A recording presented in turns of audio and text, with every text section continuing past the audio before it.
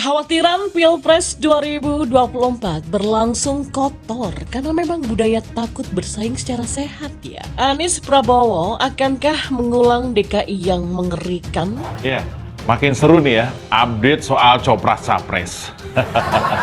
Masing-masing ada dramanya. Dan drama yang paling seru adalah soal Anies. Seperti drama kemarin, ada kelompok yang menamakan FPI Reborn. FPI Reborn ini dideklarasi secara terbuka mendukung Anies. Kemarin mereka tuh mendeklarasikan dukungan terhadap Anies. Tahun 2017 lalu, waktu pemilihan gubernur, itu memang tahun politik yang membawa luka paling dalam karena warga Jakarta seperti dibenturkan hanya karena kekuasaan.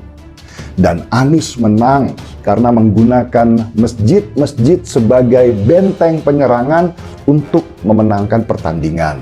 Ada suara kekhawatiran dari banyak pihak kalau Pilpres 2024 nanti persaingan akan berlangsung cukup keras, terutama kalau Anies Baswedan menjadi salah satu kontestan yang berpasangan dengan siapapun, tapi bisa dipastikan akan mendapatkan dukungan dari pihak atau kelompok yang diprediksi akan mengulang strategi Pilgub DKI Jakarta 2017 silam. Ya, strategi kotor dengan semangat memecah belah bangsa lewat politik identitas. Ini bahkan menggunakan politisasi agama.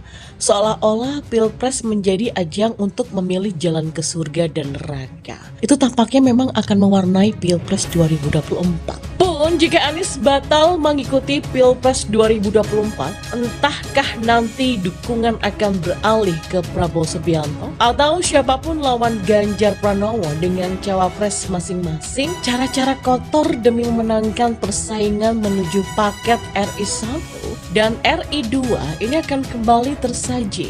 100% I'm sure that it will be happen again. Ya kadang-kadang sih mencermati situasi seperti ini yang berlangsung sejak ajang Pilpres 2014 dan 2019 lalu, saya berpikir, kenapa ya ajang pesta demokrasi di negeri kita ini kok nggak bisa asyik dan menyenangkan jika memang itu ajang pesta gitu loh. Saya itu lantas tiba pada satu kesimpulan bahwa semuanya kembali pada budaya bangsa kita yang sedari kecil tanpa sadar itu sudah banyak penduduk di bangsa ini nggak diajarkan untuk bersaing secara sehat dan sportif. Bahkan kalau bisa menjadikan kompetisi sebagai ajang persaingan yang sehat demi menghasilkan yang terbaik. Saya lantas teringat soal seleksi masuk sekolah. Berapa banyak orang tua yang menyiasati aturan zonasi dengan menitipkan anaknya untuk masuk kakaknya orang lain supaya bisa memenangkan persaingan, tapi dengan cara yang buruk. Jadi budaya nitip kerabat itu kayaknya juga masih